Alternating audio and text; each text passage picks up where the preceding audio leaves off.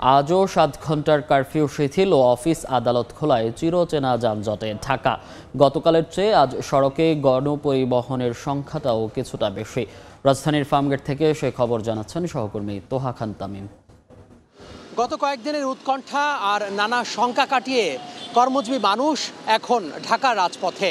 রাজধানী আবারও সেই তার স্বরূপে ফিরতে শুরু করেছে। রাজধানীর বিভিন্ন যে গুরুত্বপূর্ণ সড়ক রয়েছে, গুরুত্বপূর্ণ পয়েন্টগুলো রয়েছে, মোড়গুলো রয়েছে, সেখানে ঘন্টার পর ঘন্টা কিন্তু যে জ্যাম, সেই জ্যামে আটকে থাকছেন কর্মজীবী মানুষ। যদিও রাস্তাতে গণপরিবহন অনেক কম দেখা গেছে এবং যেই গণপরিবহনগুলো আসছে, অর্থাৎ যেই যাত্রীবাহী বাসগুলো আসছে, বিশেষ করে সেই বাসগুলোতে ওঠার জন্য হুড়ুহুড়ি পাড়াপাড়ি লেগে যাচ্ছে যারা যাত্রী রয়েছেন বিভিন্ন গন্তব্যে যাবেন তাদের মধ্যে।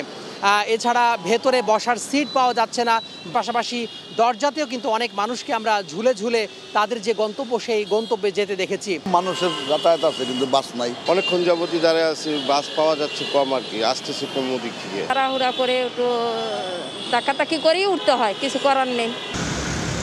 এছাড়া ট্রাফিক পুলিশকে আমরা মোড়ে মোড়ে দেখেছি যে ট্রাফিক যে নিয়ন্ত্রণ, সেই নিয়ন্ত্রণ ব্যবস্থা আরও জোরদার করার যে চেষ্টা, সেই চেষ্টা করতে দেখেছি। গতকাল থেকে দেখা যাচ্ছে যে সড়কে যে চাপ, সেই সড়কে চাপ বেড়েছে কয়েক গুণ এবং মানুষের বাইরে বের হওয়ার যে প্রবণতা, সেটাও কিন্তু লক্ষ্য করা যাচ্ছে অনেক বেশি। তো সব মিলিয়ে বলা যায় যে যারা বাইরে বের হয়েছেন তারা কিন্তু পর্যাপ্ত পরিমাণে যে তাদের গন্তব্যে যাওয়ার জন্য গণপরিবহন, সেই গণপরিবহন পাচ্ছেন না এবং যা পেলেও খুব কষ্ট করে তাদের যে গন্তব্য, সেই গন্তব্যে যেতে হচ্ছে।